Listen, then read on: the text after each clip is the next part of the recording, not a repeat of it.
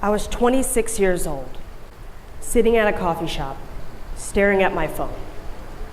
I had a call to make, a call that would end everything I spent 2 years building. I had interns depending on me, press coming out the very next week, and customers who were believing in what we were building. And I was about to pull the plug. Now, this talk isn't about that phone call. It's about everything that made it possible, because the hardest boundary that I ever broke wasn't a company. It wasn't a career. It wasn't even a relationship. It was the story that I kept telling myself about who I'm supposed to be. So let me take you back. I'm from a town called Vicksburg, Mississippi. Very small, but I had big dreams.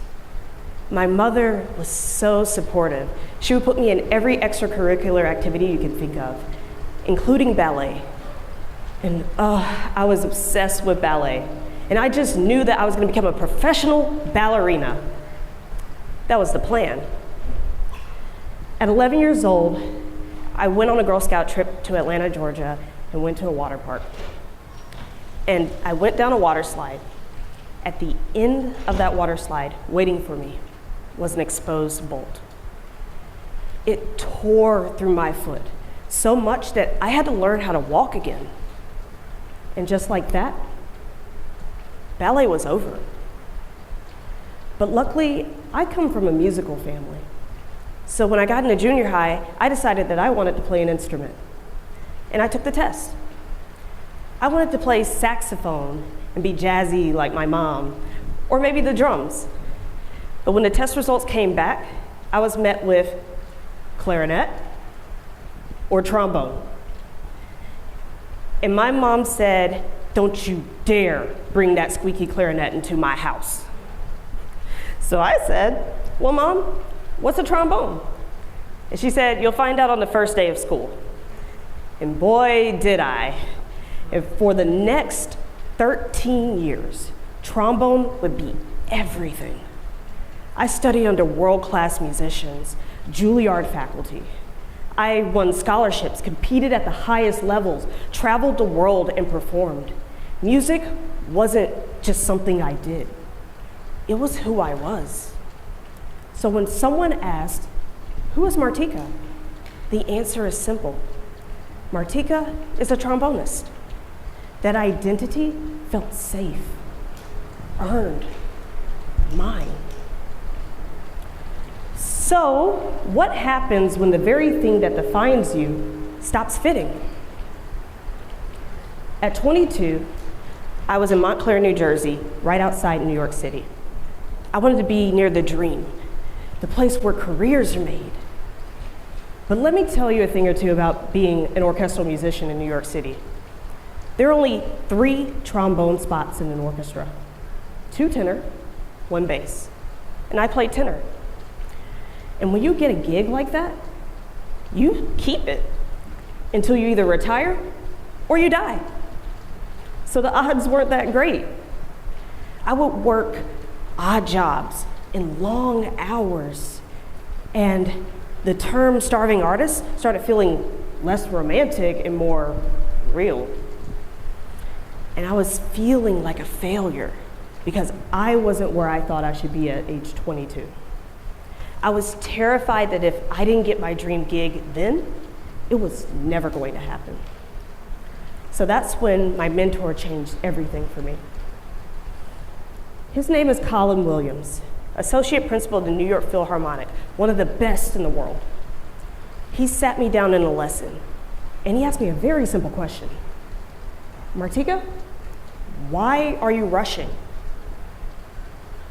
He would then go on to talk about how he didn't get his dream gig until his mid-30s, and that he has plenty of talented Juilliard friends that have gone on to be master mechanics, real estate agents, business owners, and are wildly successful and happy. There was something he said in that conversation that I will never forget. It's okay to take a break. It's okay to explore. It's okay to find out that you're good at something else. That conversation gave me something I didn't realize I needed. Permission. Permission to explore.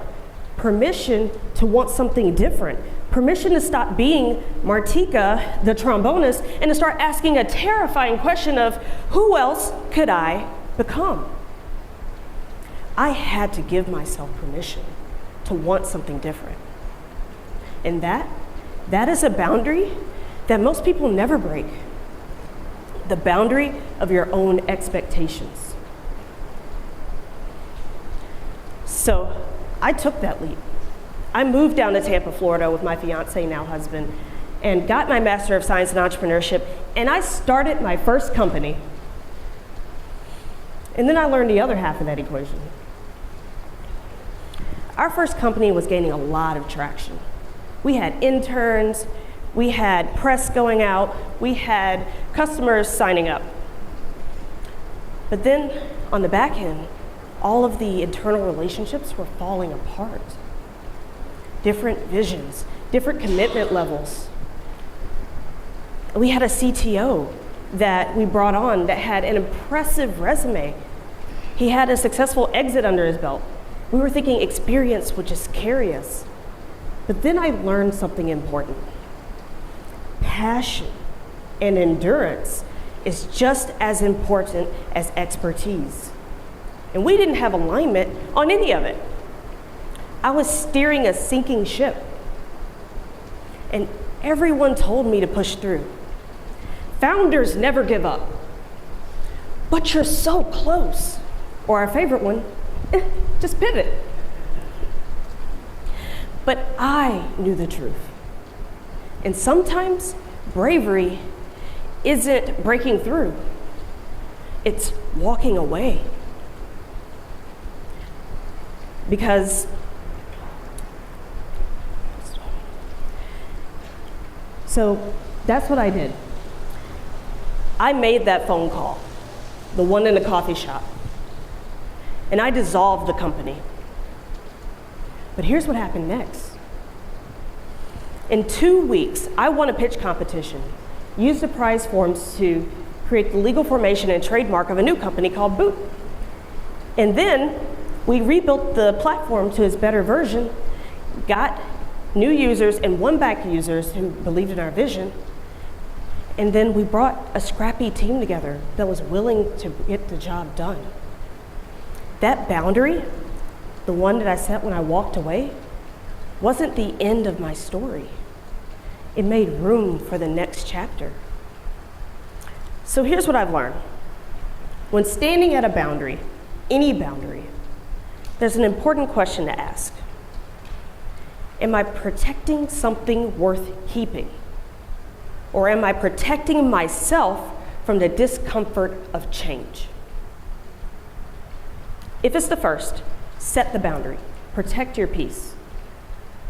If it's the second, break the boundary, give yourself permission.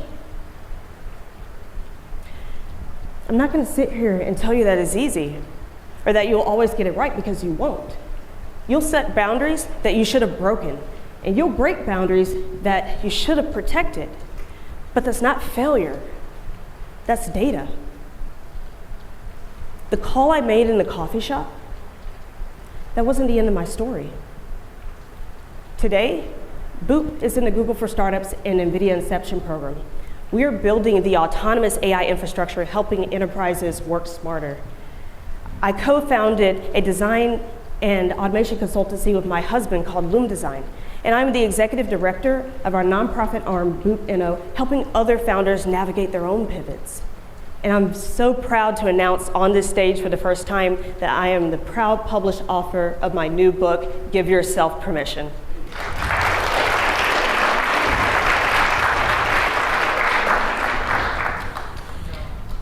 But that doesn't exist because I broke through.